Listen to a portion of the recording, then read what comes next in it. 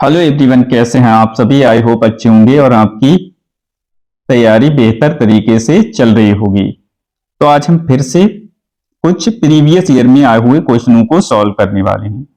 अगर अभी तक आपने हमारे पिछले वीडियो को नहीं देखा है तो देख लीजिए, जिससे कि आपको कॉन्सेप्ट समझ में आ जाए कि किस तरह से ब्लड रिलेशन में क्वेश्चनों को सॉल्व करना है। तो आज हम प्रीवियस ईयर में आए हुए क्वेश्चन हैं उनको सॉल्व करने वाले हैं। तो चलिए वीडियो को स्टार्ट करते हैं। तो आज का हमारा पहला प्रश्न है, इसमें बोला है नैना के पति अपने माता पिता के इकलौते पुत्र हैं। नैना की सगी ननद के कितने मामा हैं? यानी कि आपकी बुआ जी के जो चाइल्ड होंगे, बच्चे होंगे, उनके कितने मामा बनेंगे। तो ये इसमें हमें निकालना है। तो इस तरह के प्रश्न को बहुत ही आसान तरीके से बनाते हैं।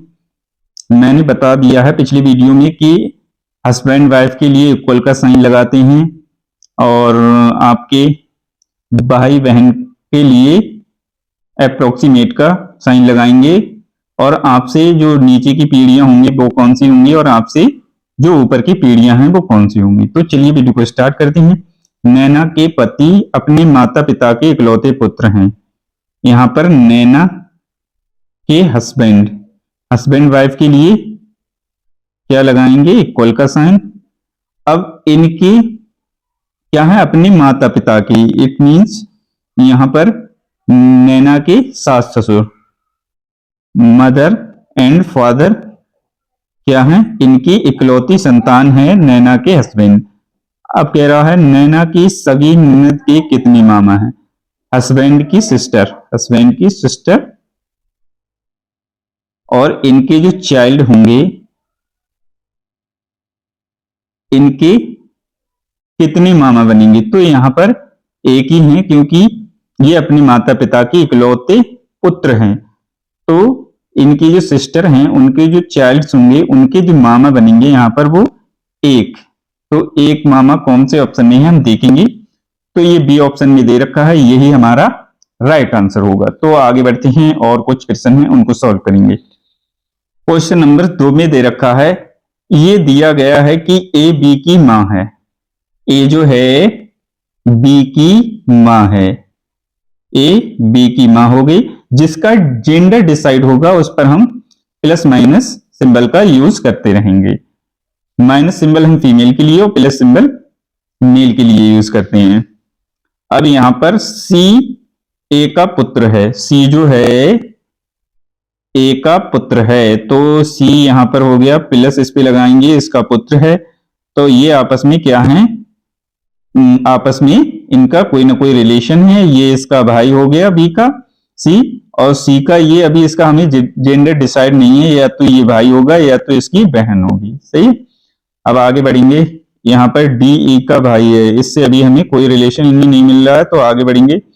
ई जो है बी की बेटी है, ई जो है बी की बेटी, तो यहां पर ये इसकी बेटी हो गई बी की ई, तो इस पे हम माइनस का सिंबल यूज करेंगे। आगे बढ़ते हैं। यहां पर तीसरा ऑप्शन रह गया था, इससे क्या बन रहा है? डी ई का भाई है, डी जो है ई का भाई है, तो ई का भाई हो गया डी। अब इसमें बोला है तो डी की दादी कौन है? डी की दादी कौन हो गई? ये तो इसके क्या हो गए? बी के बच्चे हो गए। और ए के बच्चे कौन हो गए? ए के बच्चे हो गए ये बी और सी। तो बोल रहा है डी की दादी कौन होंगी? डी की दादी यहां से ए होंगी। तो अब हम ऑप्शन में देखेंगे कौन सा ऑप्शन है। डी की दादी ए, तो ये है ए ऑप्शन में, ए डी की दादी होंगी। तो आगे बढ़ते हैं। इस प्रश्न को देखिए, सॉल्व करेंगे बहुत ही आसान तरीके से। तो क्वेश्चन नंबर 3 में क्या बोला है? पी क्यू का भाई है, आर क्यू की माता है। पी जो है क्यू का भाई है, पी क्यू का भाई है, आर क्यू की माता है, आर जो है क्यू की माता हो गई। एस आर का पिता है, एस जो है आर का पिता हो गया, तो यहां पर हो गया। टी एस की माता है, टी जो है एस की माता है, तो टी एस के ऊपर हो गई, माता हो गई। ये बताइए कि पी का टी से क्या संबंध है? टी का पी क्या लगेगा? टी का पी क्या लगेगा? पी ये वाला, तो ये तो एस की माता हो गई टी, सही है। यहां पर एस की ये तो क्या हो गई? पुत्री हो गई। अब ये तो नातिन हो गई, और ये वाला कौन बनेगा? आर के जो बच्चे होंगे वो टी के क्या बनेंगे? परनाती। तो ये हो गया परपोता, परपोता, परपोता।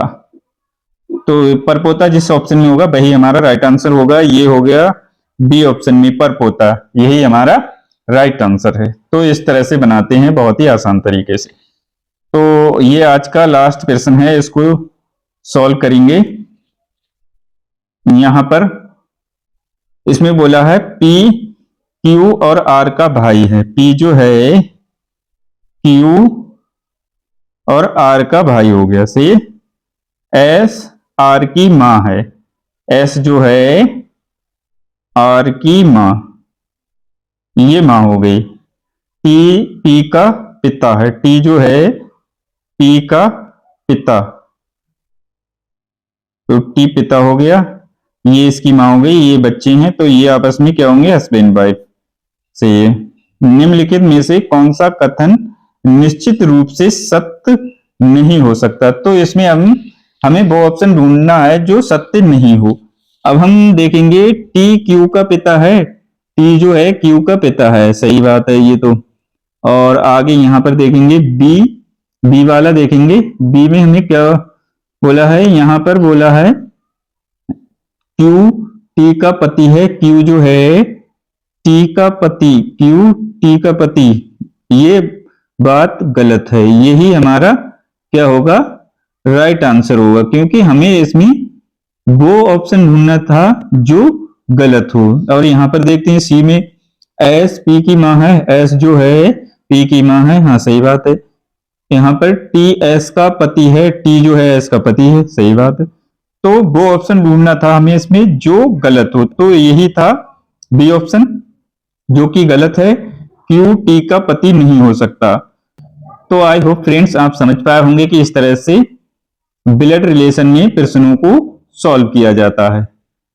तो आज के लिए इतना ही। नेक्स्ट वीडियो में और हम क्वेश्चनों के साथ आपके साथ उपस्थित होंगे। तो तब तक के लिए थैंक यू। जय हिंद साथियों।